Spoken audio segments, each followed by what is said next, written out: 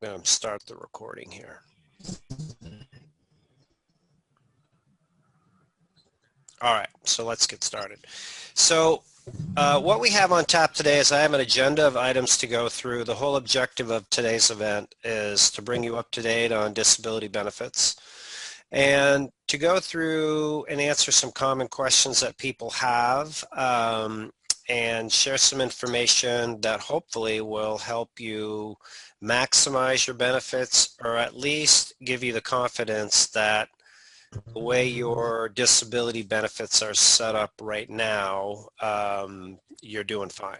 So, and we're going to spend maybe 30 minutes going through a series of items, and then we will have a Q&A session at the end for anybody that has questions. So as I mentioned, I'm still kind of new at learning this Zoom room, so I'm just seeing here if there's a way that I can quiet the background noise, but I don't see that immediately. So if you do experience like somebody mowing your lawn or a dog barking or some construction work and can use the mute feature until we do the Q&A part, that would be much appreciated. All right. Okay, let's get started. Can everybody see my screen? Yep. Okay. So first of all, here's some changes of what's going on with disability benefits in 2021. Your Medicare Part B that some of you have been paying for, not everybody has to pay for it. We'll talk about that in a minute, but if you are paying for it, then it's going to be increasing by 7%, which is $10.12 a month, according to my math. So it'll go from $144.60 to $154.72. So I put out the bad news first. The good news is there's a cost of living increase, and the cost of living increase is 1.3%. So that means if you have a check for $1,000, it's going to be $13, or if it's $2,000, then it's going to be $26, $1,500, somewhere in between. So that's what's going on. The next change is about how much money you can make and keep your benefits. Just curious out there, how many of you are doing some type of work to supplement your disability? Just a yay if you are. Yay. So that's one. All right. Okay. How many of you have an interest, so I know how much time to spend on this topic and understanding, you know, what your options are for supplementing your disability? I'm interested. All right. We've got one. Okay. So many people don't know that you can actually supplement your disability, keep your benefits, and nothing will happen as long as you do it right. So here at the Disability Digest, and I keep glancing away from my screen to make sure that I let everybody in. Here at the Disability Digest, most of this business has been run since 2006 by our members that work here, supplement their disability, and have been able to keep their benefits. So we're in tune with what's going on. And there's a right way to do it, and there's a wrong way to do it, in my opinion. So on the screen right now, I'm going to put up, it's like a course or a video that we have that is part of what you have access to as a member. And there's two different figures that Social Security uses about how much money you can make and get approved for disability is one figure, and how much money you can make once you're approved for disability. Just curious, is there anybody in attendance that is not approved yet for disability benefits? I am. I'm not approved yet. Okay, so there's two of you. All right. I was just approved for SSI last week. All right, well that's a step in the right direction. Do you still have a disability application that's active? Yes. For SSDI? Yeah. Yes, well, not that's active. They denied me because of work credits, which I just spoke with them today to let them know that they have me having no income from 2011 to 2015. So I have an appointment to have that looked at because I did work those years. Okay. Yeah. Yeah. For sure, you got to sort that out. That'll be worth it.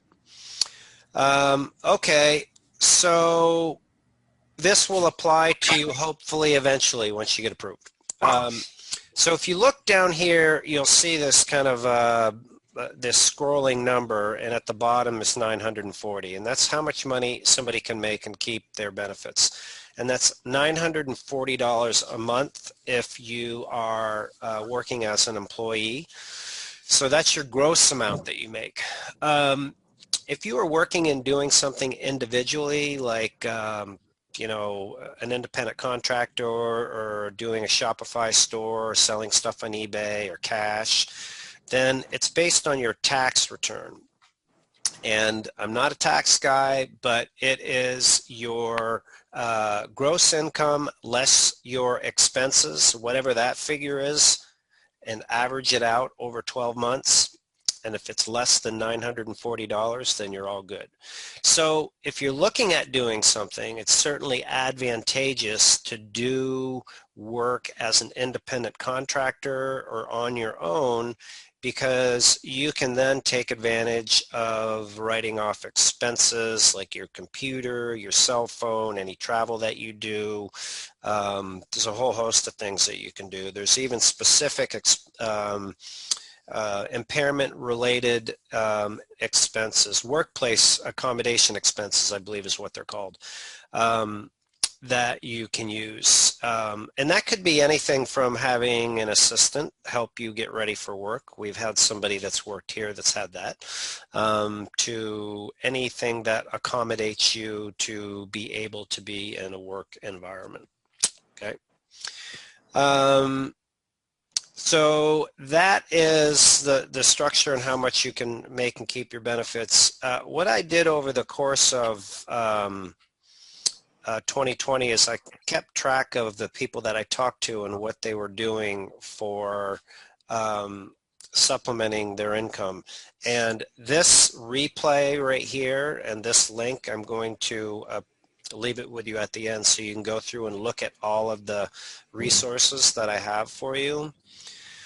But what I found interesting in keeping my notes and kind of my diary is what people are doing to make money and keep their benefits. I collected that because in hopes if you have an interest, you can go to this item 2B here, watch the video, and look at the list of items that are out there. I'll say this in general, without going into all the details, because of course you can come back to it. If you are looking to work and pursue something, I think the key is to find something that you can realistically succeed at. And where people I have found get frustrated is they try to work in environments where there's going to be a set schedule.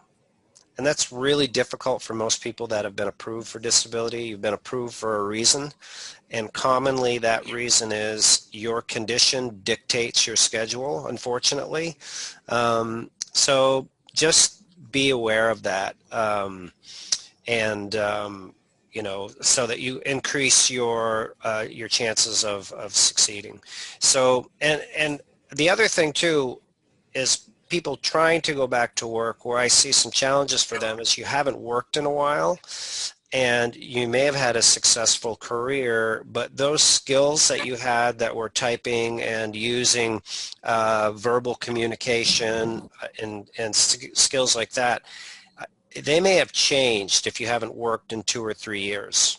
So I know from my own experience during this COVID lockdown, I was in my house with two teenagers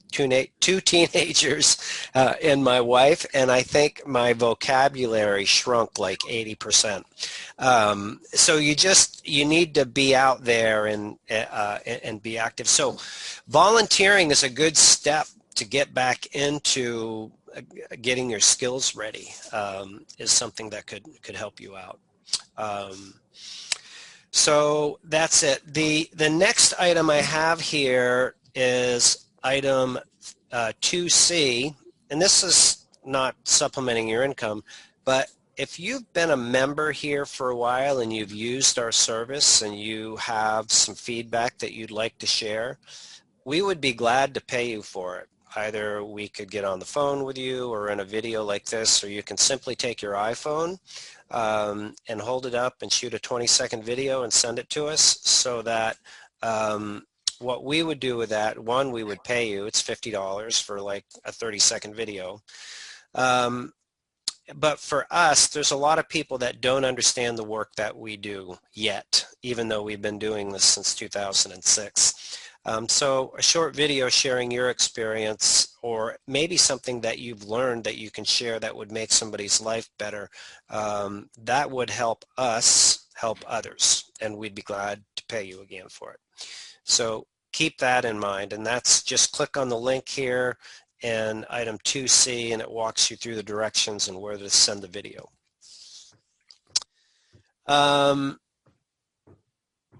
The next work opportunity is business is brisk here at the Disability Digest, and we in 2021 will definitely be looking for people to work here in different capacities. The most common position that we're looking for is people that would work here as an advocate. And working here as an advocate, you would be talking to other members about benefits. And there's two things that we do primarily to help members with their benefits. Is one, we help people get approved faster than they could typically do it on their own. And if you have been through the approval process with us, you may understand this. We have a course that we provide you to use, and you can use the course on your own, or we'll have you interview with a disability representative, and you could use the disability representative in addition to that. So either way, you use the course so you can hold the representative accountable, or you just use the course. But either way, you've got control over your case, and that's helped thousands of people go through and get approved here. So one thing that an advocate does here is they get on the phone and they answer individuals' questions. They help them understand if they even pass like the basic benchmark of qualifying. And then they introduce them to the course, go through the strategy to help individuals get approved. So that's one. Two is pretty much everything else that I'm going to go through with you is about helping our members here keep their benefits and maximize their benefits. So there's that second step in doing. And most people that are on disability benefits, they don't review their benefits. I mean, I don't know if anybody has a general practice that's in the audience here. Does anybody say like, oh, well, it's November, I should review my disability benefits on an annual basis? Does anybody have that, like your car insurance, or no? No. So, and that's the mentality and the mindset that we are encouraging people to have, because there's so many changes, not just the ones in about your increase, so that's automatic. But if we get on the phone with people and they haven't had their benefits reviewed, it is typical, at least 50% of the time, that we can find some extra benefits for them. And the unfortunate thing that we find is that a lot of people have the set it and forget it mentality, where they'll get on benefits and they'll just leave it and let it roll. And some things will change that I'll explain. So the second part of the work that we do is to meet with people, do a benefit review, and to help them understand what other types of benefits they would be entitled to, or if they're in a perfect spot and there's really nothing that they can do to change, right? Okay. So that's it. The next thing is I want to move on and slightly change the gears. And just to wrap up, if you have an interest in working again and an interest in working here, 2D, there's an application process that you can go through, and we'd love to have you consider working there and helping others and make a difference. Is there anybody in the audience that is on just Medicare A and B, out of curiosity? No. No. Okay. How many of you are on Medicare A, B, and C? C being some type of Medicare Advantage plan. I. Okay, that's one. So is everybody else not on Medicare? I'm on Medicare. All right. So is anybody use a Medigap plan? No. No. Okay. Nope. All right. So we get a lot of questions about Medicare setup and what's for you and what's not for you. And there is no right answer because there's no two disability cases, no two setups that are the same. But I asked the question about A and B because we find a disturbing number of individuals are still on Medicare A and B.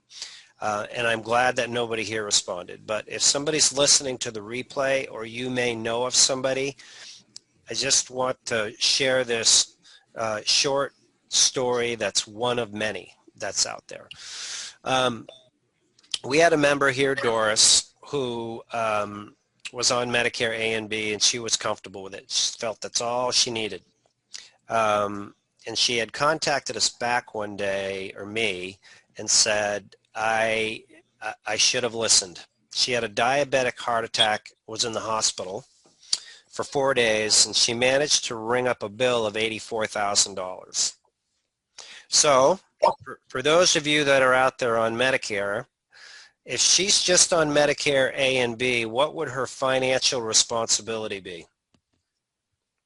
20%. 20%. Yeah. Yeah, so she has around a $17,000 bill right now. So one of the things that I encourage all of you to look at, if you're on a plan C, that's great, is look at what your maximum out-of-pocket liability is. And if it is to happen to you, sometimes it's usually around, the highest is around $6,700, although some of the plans did change this year and they've gone up to over $7,000. But in my opinion, based on the conversations that we have, understanding what that number is and what your risk tolerance is certainly important for you to manage your financial well-being.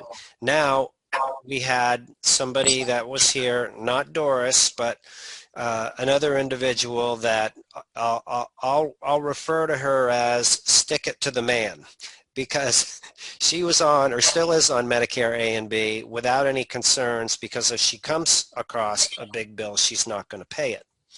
But here's the concern with that. Maybe somebody knows. If you manage to rack up a big bill and choose not to pay it, what's the downside? Other than your conscience may be hit. Anybody have an idea? Credit. Yep, credit. That's one. But if you're not concerned about your credit, pursuing or getting future treatment could be another.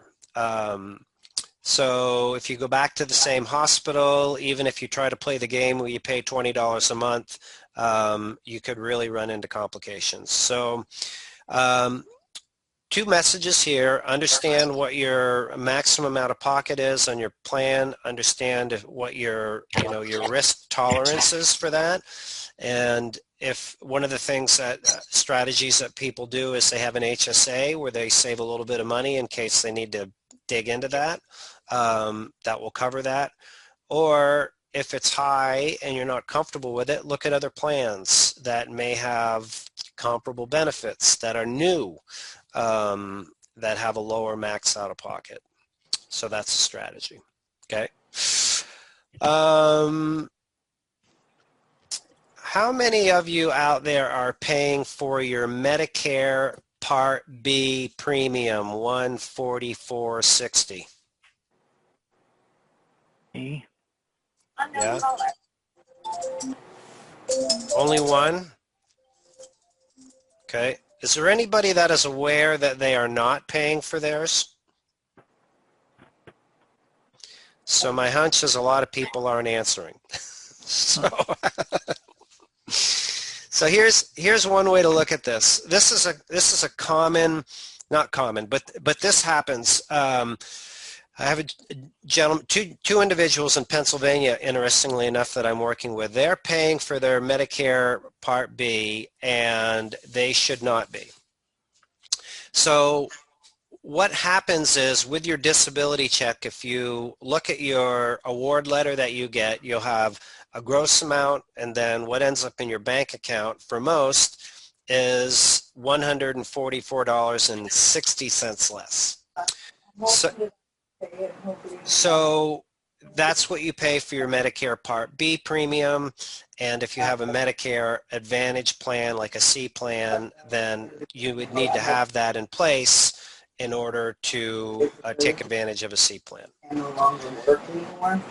So I'm getting some background noise from somebody that's having a conversation. So if you would help me out, because I don't know how to mute everybody. If you would just mute your own line, that would be great.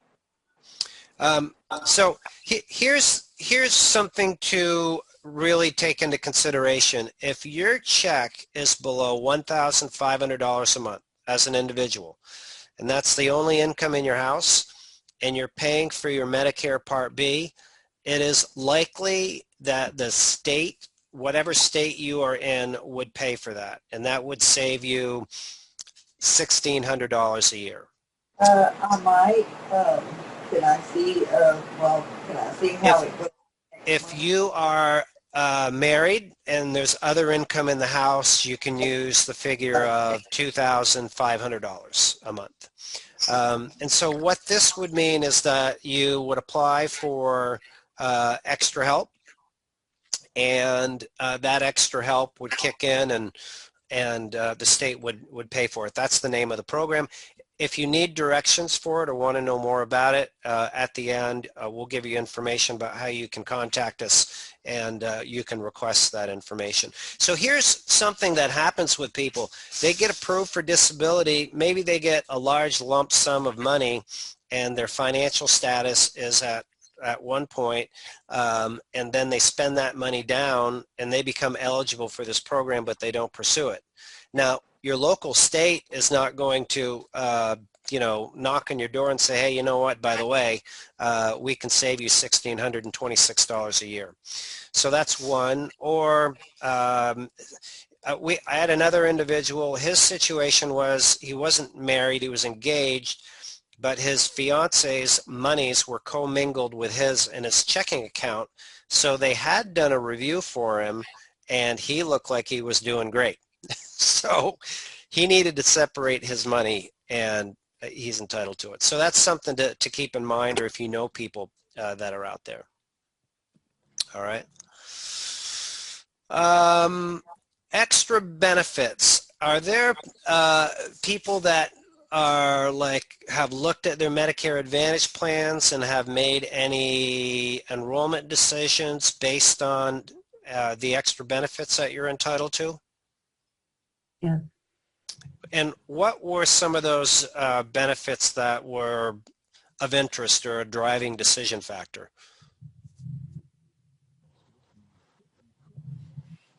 OTCs, gym membership.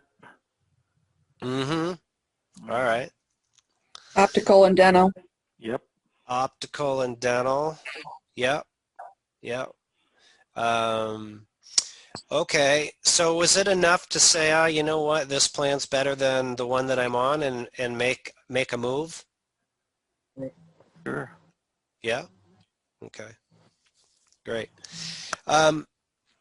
So for those of you that are not aware or maybe haven't been reviewing your benefits, I just explain the concept of Medicare Advantage and what's driving all these additional benefits. When you're on Medicare A and B, you have the 80-20 cost share, where you go to the doctor or hospital, you're responsible for 20%. When you go to Medicare Part C, you leave that environment and your health care becomes managed by a private company like United Healthcare, or Aetna, or WellCare, or Humana. And Medicare pays the private insurance company based on your zip code, but let's say it's around $14,000 a year to manage your health care. So that's how they create these plans that have zero premium, and to encourage people to enroll in them, they add these extra benefits. So what we've seen happen is in certain markets, like just yesterday here in Vermont, is there's a United Healthcare plan that was out last year. There's a new one that's out this year, slightly different. It's PPO, but it has additional benefits. So for somebody new coming into the marketplace, if the plans all stayed the same, then there wouldn't, it would be difficult to compete, really, right?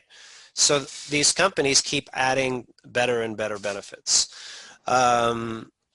Philip, you had mentioned a few of the key benefits. Is there anything in particular that stood out that you said, oh, you know what, that's interesting, that's something I haven't seen before? Yeah, the dental for sure, and the hearing aids, eyeglasses. You know, that's not something you usually see in an Advantage plan, not in the past anyway. I mean, it makes a difference when you can look and see that you've got zero copays to go get a cleaning. Some plans 1 a year, some 2 a year. Extractions, things like that. Yeah. Yeah, dental's tough for sure. So if those are of interest to you, the dental, hearing, and vision, then do some comparison and look around and see what's available for you. Some other areas where we see that there's the ability to make a difference is there are, I'll just pull one up here, these new features that are available that are, well, not new, but they're called OTC credits. And I just pulling this plan up because it's something I just recently worked on. Yeah, I've used mine quite a bit. And there's some big savings. I mean, it's free products basically. And how much a month are yours? Mine's $250 a quarter, so I get it 4 times a year. So it's $1,000. That's good. That's good. And I mean, it ranges from anything to vitamins to Tylenol to Band-Aids to canes to walkers. Just a whole array of stuff that you can order online and have it shipped directly to your front porch, and it doesn't cost you a dime. And is the ordering process, is it easy to do? Extremely easy. You go to the website, you register your name, you got to have your ID number from your insurance card and register it, and then every time you can go online and log in and go directly to their catalog and search there and find whatever suits you and order it. Yep. Yeah, and I've spoken with, thanks for sharing that, Philip. I've spoken with some people that are like, oh, I might not use all of my credits and they expire, so I stockpile, give away, or I have family members, or there's stocking stuffers. So this is an example of a plan that we were just looking at for somebody. It has $400 a quarter in these credits that Philip is speaking of, and it has $50 a month and a healthy food card where you can go to a local vendor and you can use the card for vegetables, fruits, grains, etc.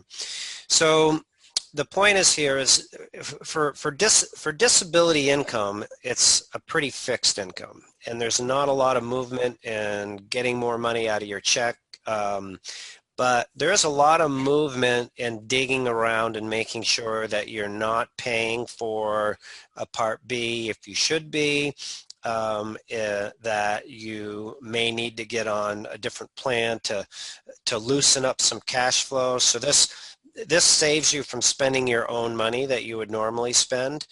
Again, it's not cash, but it certainly can help and make a difference. So that is one way to get more benefits that you're entitled to. And just also a quick note on the fitness benefit that comes with a lot of these plans. Sometimes it's called silver sneakers, or other companies like United Healthcare refer to it as something different. It's not a traditional gym membership. And how people use it, in my opinion, the best way they use it is if you have this benefit, you can think of yourself as a free agent where you can go to any participating fitness facility. Ideally, COVID's not the best time to go, but in normal circumstances. So you could go for water therapy at the YMCA. You could go to strength and flexibility class another day at another place. You could go to yoga. So you can look at all the possible options that are available. So my message to people for your disability benefits and keeping them is in part of using this if you can. I'm not suggesting that you need to go run on a track or lift weights, but water therapy is really a great way to make people feel better. And keeping your benefits, if you followed some of the other work and videos that I've done, the number of increases for disability reviews has been going up. And the reason why is they're finding people, or so they say, that are no longer disabled. So one of the things you want to make sure that you do to protect your benefits is stay in treatment, go to your doctors, and think about it just as you are going to the doctors to get approved, because the rules of the game are you have conditions, they're being treated, and you're not able to work. That's the simplistics. So if you have conditions and you're not going into the doctors and you get a review, what do you think is going to happen? Lose it. Well, you're going to have some problems. So where this comes in is this is demonstrating that you're doing the best you can to be the best you. And one, optimistically, it'll make you feel better. And two, it will help you, you document this, journal this, just like a pain diary, and using your free gym membership. One other thing that we are seeing is this. There are, when you go out to Medicare.gov, and there's a video that I'll release tomorrow that shows more about the how-tos on this on our YouTube channel. I keep pointing that way because I have another monitor and I use that to make the videos for YouTube. When you look at the plans that are available in your area and the benefits associated with them, the typical view that you see on Medicare.gov is, like I call them, like your standard plans, your HMO, your PPO plans. If you have a check that is below $1,500 and like the extra help part that I explained, you may be entitled to a special needs plan based on your disability check amount. Or you might be entitled to a special needs plan based on your condition. And those conditions could be anything with breathing, like COPD, with heart, with diabetes. And so those plans, those special needs plans, are not easy to find, but those, in our experience and looking at what members are on, are the best plans. They have the best coverage for doctors, for hospitals, and for extra benefits. So if you've come down with a condition, even after you've been approved for disability, if you unfortunately develop diabetes or develop a heart condition, or you've had that going through the approval process, you should definitely look into plans that would accommodate that. So that's another special tips, and this, I'm in item 4C right now. So Philip, maybe you can just give a shout out about your situation with the plan that was suited for your needs, if you don't mind. Yeah, that was what they call a C-SNP, chronic special needs plan, because I'm diabetic and had kidney transplant. It's a better plan for me, especially with all the medications I take. There's a lower formula they use for these plans with people with chronic disabilities, chronic problems like disability, heart disease, COPD, things like that. And it does save me a ton of money on medications. Mm-hmm. Mm-hmm. Right. Thanks for sharing that. One other thing to be aware of, and Philip and I work together, so we know this this experience, is plans change, not often, but they do. And so Philip's been in an experience where he was on a plan, and then that plan went through a radical change, and I've seen this in other areas. So if you're on a plan, and you're, again, I asked a question about reviewing your benefits, you should pull up the plan benefit summary for 2020 and compare that to 2021, because if you don't know about a change and it's something significant that could impact your copays to your doctors or medication cost, anything like that, and you don't make the change in time, you may be stuck with that plan for a full year. So I encourage you to do your research and be aware of the differences so that you're not stuck.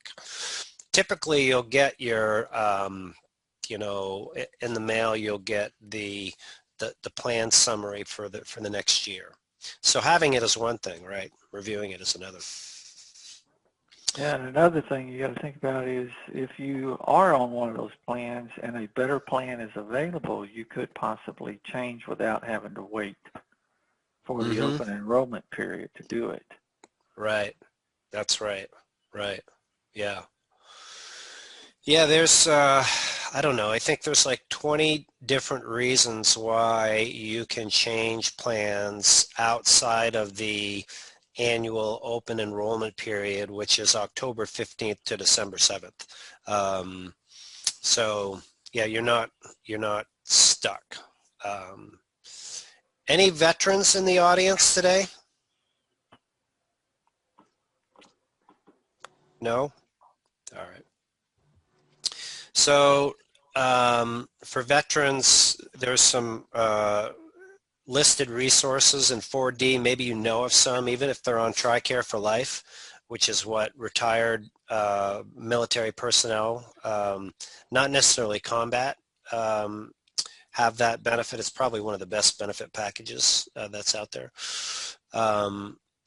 But most vets just go to the VA and they use the VA for treatment, and they could also pick up extra benefits like we have talked about here today to complement what they're doing.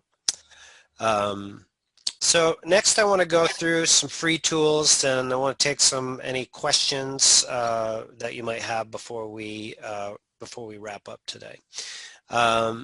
So here's a few tips to help you going forward to maximize your benefits. The first one is I encourage you to read your email, and obviously you have if you're here today, but email is becoming increasingly difficult. I expect for all of you that are out there, because there's just this barrage of unnecessary mail, but for us to be able to get mail to you. So what what does work is if you're using like Gmail, Yahoo, or some of the other popular ones, is just to set up a folder and have anything from the Disability Digest go into that folder. So then you'll be able to see, because we'll be doing more events like this on different topics, so that you can take advantage of that. So read it, create a folder. If you're having trouble getting mail from us, or you're new here, you know, if you send an email to support at the Disability Digest, that would help the process as well. So that's managing your mail is a tip. Our YouTube channel, we've changed the way that we work to keep you more informed, and we publish videos 2-3 times a week on different topics that are out there. So if you want to be in the know, subscribe to our YouTube channel. And now we're putting like member success stories, like their experience that they've had here. Just in our disability approval course alone, there's 38 different stories that people have shared that are not like, yay, I won, but they're like, what something unique about their experience in going through the process that has helped them get their disability benefits approved. And it could be from Chris, who brought his medical records in a stack to the Social Security office, to somebody changing doctors that wasn't cooperative, that shared that story. So different pieces of information like that. So we encourage you to subscribe to our YouTube channel. So before we wrap up and share some of the final tools, I want to see if there's any like questions out there that anybody has about any of the topics that we've covered, disability related preferably, so I stand a good chance, or Philip maybe can help me out of answering it. But any questions out there we can help out with? Not me. No? Nope. All right. Good. Well, listen, in wrapping up here today, Question. yes. Is there an age requirement for to get Medicare if you are on disability? Because I have like my own private insurance. So is there, and I got something in the mail suggested that I start Medicare for February of 2021. I'm not sure why they chose that month here, but yeah, Okay. but All right. I'm not sure if I should be getting Medicare at that time, or do I have to wait till I get 65? So I already got. Yeah, that's a good question. And what was your name? Sandra. Sandra? Okay, Sandra. So here's how it works. Are you approved for disability? Did I understand that right, Sandra? Yep, I am. Oh, okay. So when you're approved for disability, you get a disability award letter. And on the very top of that letter, it will have your entitlement date. Mm-hmm. So your entitlement date was probably February of 2019. And your Medicare starts 24 months after that date. Okay. So when you have private insurance, do you mean like you have from an employer, or did you work for a state? Okay. Right. And you can keep that? Yeah. Okay, great. So what you could do is, one, you could do nothing. Two is you could, if you do nothing, you should decline the Medicare Part B, because then you won't be having that $144.60 taken out of your check, or at that time it'll be $154.72. So that'll save you, $1,600 and something a year. So you can decline Part B if you have credible coverage. So you could definitely do that.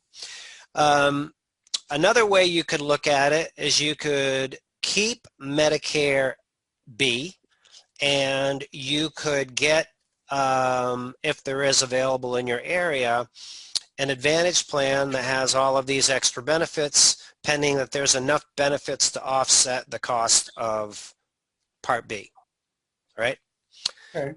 So those are a couple of different options for you, and you can make an enrollment decision or a decision one way or another 3 months before, the month of, and 3 months after. Okay? Okay. Okay. Thank you. Yep, you bet. Before I cut anybody else off, I just wanted to see if there's any other questions. No? Okay. I have a question. Yeah. It's Carol. Hi, I Carol. suffered a stroke in 2013, but I still worked up till 2018, and I didn't file until 2019. Is there a date where it's a cutoff where I can't file? Yeah. Yeah, so disability benefits expire. Unfortunately, it's one of the biggest, I'd say, challenges that we face in trying to help people out. So as a general rule, Biggest unknown. A lot of people don't know that. right, right. So I'm just going through your situation. You worked up until 2018. Did I get that right? Correct. You should be fine. But just for everybody that's out there, and if you're, most people here are approved for disability, but if you know somebody that you can pass this information on to, it could be like a game changer for them. If you, as a general rule, if you have worked 50% or more of the last 10 years, you would be eligible for your disability check. Okay. Right? So let's say that you stopped working, this is 2020, let's say you stopped working in 2013, right? Okay. That would be beyond the 5 years. Whatever disability check was there, you wouldn't be able to capture it. In order to get a disability check, you'd need to go back to work, pay taxes, and bring your check amount back up. So this is unfortunate. 28% of the people that come to us for help fall into this situation, and there are some common categories like work-at-home moms,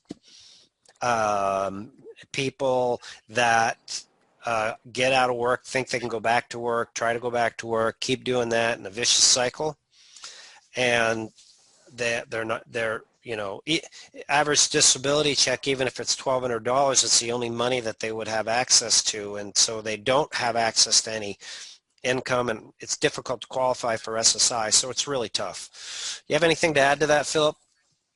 No, it's just, you know, that like you said, if you know of anybody that it falls into, you know, bad health and can't work and stop, don't wait 5 years to apply. You know, because at the end of that 5 years, you're going to run out of your insurability date, and you can't file again until you do go back to work and earn your work credits back. Yeah. And just one more thing to add to that people file, don't do it right, give up, and they become uninsured.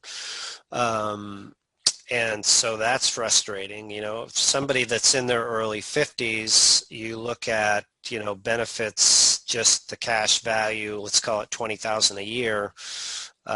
You know, it's $200,000 in cash that they wouldn't get plus Medicare, just up to the age of 62. So it's a huge financial decision that I just haven't been able to get my head around, why some people just take a wild-ass guess at applying because their brother-in-law told them to, you know, go file on their own and don't use any assistance. I don't know. I mean, frankly, there's a large part of me that wishes I didn't have to do this work. It wasn't that complicated and it was just easy, but it's not that way. Let me be clear. Are you saying it's they look at the last 5 years from 2013 to 2018, or are they looking from 2014 to 2000, or from 2019 back? Because 2019 is when I filed. So they look at the last 5 years. Well, they look at the time that when you filed. When you filed, you draw a line in the process. Okay. Yeah. So it's 2019 back. Yeah. Okay. Yeah. So, okay. All right. So a few things before we close up here. If you're looking for extra benefits, Social Security's come out with a, I'm going to go through a couple of resources here with you. Social Security has come out with this new tool called the BEST tool, where you can go through and enter your information and go through, and they'll ideally look for additional benefits for you, what you might be entitled to. So that's one new free tool that you can take advantage of. And when you start the process, it goes through a series of like quiz-like questions starting with your date of birth. So that's one. And I'm going to put the link in the chat here for the whole agenda here in a moment so you can take advantage of that. The next is, as part of your membership here, and for those of you that are here today, we will do a free benefit review. You can click on this green button, complete the request form, and we will look at your information. We typically need to get on the phone because there's more to it than the information that's provided. And we'll see if we can help you. You're paying for Part B and you don't want to pay for Part B. You've got some out-of-pocket expenses. You're looking for extra benefits. Maybe you want to go back to work. Anything in that area. So you can click the green button and request a benefit review. So the last thing is, as I put this in the chat for everybody, is I want to thank you most importantly for being members here, because as a member here, we don't charge. We're like a radio or a TV station where there's ads and sponsors, and we provide services that don't cost you any money, and it allows us to continue our work. So the more members that we have and the more active our members are, the more revenue we generate, and we're for-profit. And the more revenue we generate, the better resources we can provide you, the more jobs we create, the more people we put back to work. My point is just your attendance and being aware here helps us make a difference. So I thank you for doing that and placing your trust in us. So thank you. And Philip, thanks for chiming in, sharing your experience today. I'm grateful for that. Yeah, so everybody be well in these challenging times, and we look forward to having you back sometime soon for another event. Make it a great day, everybody. Thank you. Bye. You bet. Be well.